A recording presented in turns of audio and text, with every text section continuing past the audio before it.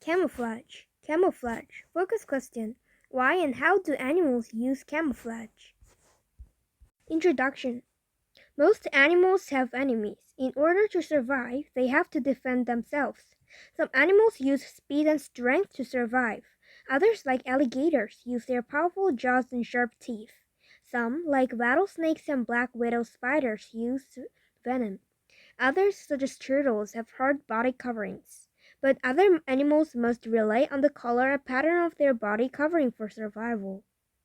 The use of coloring and patterns to disguise and conceal is called camouflage. Many kinds of animals use camouflage in order to survive. Predators, animals that hunt, use it to sneak up on their prey without being seen. Prey use it to hide from predators. Camouflage comes in many forms. Some animals have permanent color patterns that help them to hide. Others have color patterns that change with the seasons. Still, others have color patterns that change with the surface the animal is on. And still, animals use patterns that change during different stages of life. Let's take a look at the different forms of camouflage. Blending or concealing coloration. Have you heard the joke about the student who turned in a blank sheet of white paper for his art project? The teacher asked him how he could call it art. "It's not a blank sheet of white paper," he replied. "It's a polar bear in a snowstorm." The polar bear is an example of blending coloration. Its white fur blends it in well with its snowy surroundings. It gives the polar bear an advantage when hunting. It is less visible and can sneak up on seals, walrus, and other animals that it hunts. Do you know? A polar bear can swim up to 60 miles without resting. Blending coloration is quite common in nature. Many desert creatures, including snakes, lizards, and desert foxes, are the color of sand to match their surroundings. Many insects are green to blend in with the plants they live and feed on. Lions match the color of the dry grassland of the African plains where they live. Other big cats with color patterns, such as leopards, cheetahs, and tigers, blend in with the light and dark of their woodland homes. A special kind of blending can happen when one kind of animal is found living in many different places.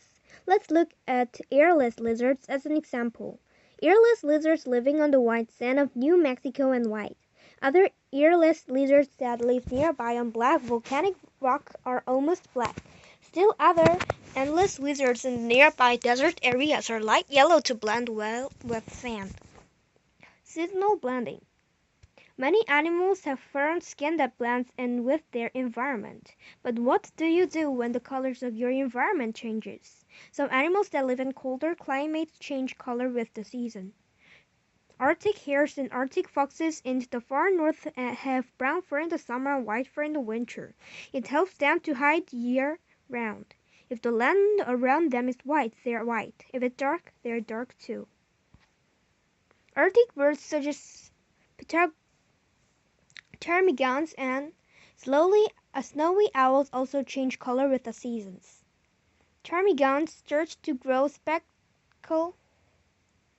speckled brown summer coats in the spring. The males stay white longer so that they're more visible to predators. While the predators are busy chasing the more visible male, the female hides in their nest and warms her newly laid eggs. Color change. Perhaps one of the best-known examples of color change is the chameleon. Many people believe that chameleons change color to hide, but most chameleons change color to display emotions to other chameleons. However, because many chameleons happen to be green, brown, or gray, they are well hidden in nature. Do you know? Chameleons have the widest range of color of all the color-changing animals. They change color based on their temperature and mood, or to communicate with other chameleons. The octopus is also known for its ability to change color. It can change both the color and texture of its skin. When an octopus moves onto a rock, it changes color to match the rock. Its skin becomes bumpy to match the rock's surface. Crab spiders change color too. They are able to match the color of white, pink, or yellow flowers. They feed on flowers and are almost invisible until unsuspecting beetle, fly, or bee comes by for a sheaf of nectar. The crab spider then attacks it. Camouflage in young animals. Some animals have camouflage patterns when they are young, but lose their patterns when they grow big and strong enough to outrun their enemies. When young, their parents must leave them alone for periods of time to go find food. If the young are camouflaged, they are less likely to be eaten by a predator while their parents are away. Camouflage patterns are well known in baby deer. Similar light-colored spotting also occurs in the young of pet tapirs, a hoofed mammal with wild boars. Tapir and antelopes of African desert blend in with the sand while they are young. When they grow strong enough to flee their enemies, they develop black markings. Even some young predatory animals use camouflage to hide. Lion cubs have spots that help them blend in. Some animals are even camouflaged before birth. Many peoples are at risk of being eaten when they are in the egg stage. Birds that nest on the ground are at great risk for having their eggs stolen when they leave the nest. Oyster catcher eggs are the color of pebbles along the beaches where they live. The eggs of other ground nesting birds have streaks and blotches to break up the egg-shaped outline to help them blend with their surroundings. Disguise. Disguise is another kind of camouflage. A disguised animal looks like another animal or object. Some of the best masters of disguise are leaf insects and stick insects. A leaf insect have wings that look actually like leaves. Stick insects look so much like sticks that it's almost impossible to tell the insect from the stick that it rests on. Some insects are the shape and color of flowers. Tropical mantids, of which the praying mantis is one, have bodies that look just like orchids. They are all double oven insect that thinks it's about to get a taste of nectar. Trickery. While disguise involves the visible features of an animal, trickery involves behavior. Some animals try to trick or fool other animals by pretending they are dead or by using some other trick. When frightened, some chameleons lie on the ground without moving. This behavior causes the chameleon to look like a piece of dead wood. Many kinds of small beetles play dead when they are disturbed.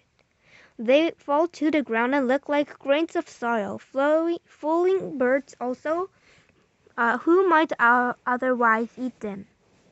Many predator animals will not eat an animal that is already dead.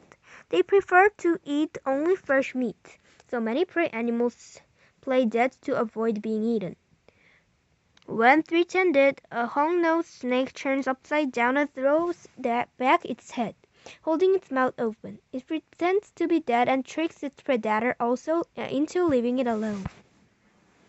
Fireflies are experts at a very clever kind of tricky. When a firefly wants to mate, it flashes like its lights. Each species of fireflies flashes its own kind of signal pattern. Sometimes the female of one species will imitate the signal of another species to trick the male of that species. She flashes the signal of the other species, and when a male arrives, she eats him. Disruptive coloration. Another kind of camouflage is called disruptive coloration. This kind of camouflage helps to break up an animal's outline and hide its true shape. The stripes of tigers and zebras are two examples of this kind of camouflage. Two African antelopes also have stripes that help break up their outlines. The stripes of all these animals blend in with shadows and make the animals less visible. Flesh coloration and other surprises. Until now, we've been talking about how animals use color and behavior patterns to be less visible, but some animals survive by being more visible. Some animals escape predators by startling them. Some do it by making a sudden noise or by baring their teeth. Others startle by flashing a bright color at the predator. It is called a flesh coloration. A related kind of camouflage involves eye spots. Some Some moths have spots on their wings. They look like the eyes of large animals. When the mouth flashes its eye spots, it can startle a predator and give the moth an extra second or two to fly away before being eaten. Warning coloration. Other animals have bright coloring to warn other animals that they taste bad or poisonous. The bright colors remind predators of the bad experience they had the last time they tried to eat one of these yucky animals. Fish, frogs, snakes, and other kinds of insects use warning coloration. A few animals survive simply because they look like some other bad-tasting or poisonous animal. These disguise themselves using the same colors just to keep predators away.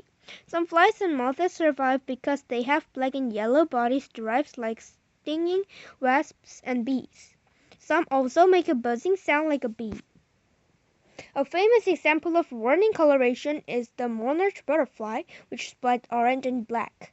Monarchs taste so bad that a bird will often vomit after eating one. But a victory doesn't taste bad. However, it has developed similar markings to look like the monarch. It is more likely to be left alone by predators than it looks like the full-tasting monarch. How did camouflage develop? From one generation of living things to the next, little changes happen in physical traits such as colors and patterns. Sometimes when animals have babies, some of the babies are born with slightly different features. The difference may give this new animal an advantage towards survival. For example, it may be faster or have a color or pattern to better blend with its surroundings. With each an advantage, the animal is more likely to survive to produce its own babies. These babies are likely to also have the same trait and will be more likely to survive. An animal whose camouflage does not work well will be eaten by a predator. Only animals with the best traits survive to produce offspring. Those offspring tend to have the same traits as their parents. In this way, the successful camouflage is passed on from one generation to the next. This process works for predators as well. Predators with the best traits will be the ones that have regular meals, stay strong, and are more likely to survive and reproduce. Their traits then get passed on to their offspring, who in turn are also more likely to survive and reproduce. Over thousands of years, weak and less protected animals failed to survive. This has allowed animals with the best traits for survival to live on and reproduce. Conclusion. Only a few animals have the need for camouflage. These animals may have no natural enemies and eat plant food that cannot escape. The only threat to these animals comes from humans. Land animals such as elephants, rhinoceroses, and hippopotamuses do not need to camouflage themselves from natural enemies. In the ocean, only certain huge whales that eat plankton have no need of camouflage. For other animals, camouflage plays an important role in the struggle to stay alive. Try these. Wear natural colored clothing for a day. Notice how many people pay attention to you as you do normal activities such as going to school or going to a store. On another way, wear bright red clothing and do similar activities. Notice if you get more attention when you wear bright colors. Try these. Go out into nature with a family member. Wear clothing that is only shades of green or brown. Stand in the middle of a wooded area and see if your companion can see if you 20 paces away. Now put on a brightly colored t-shirt you've brought with you. Stand the same distance away and see if your companion sees you.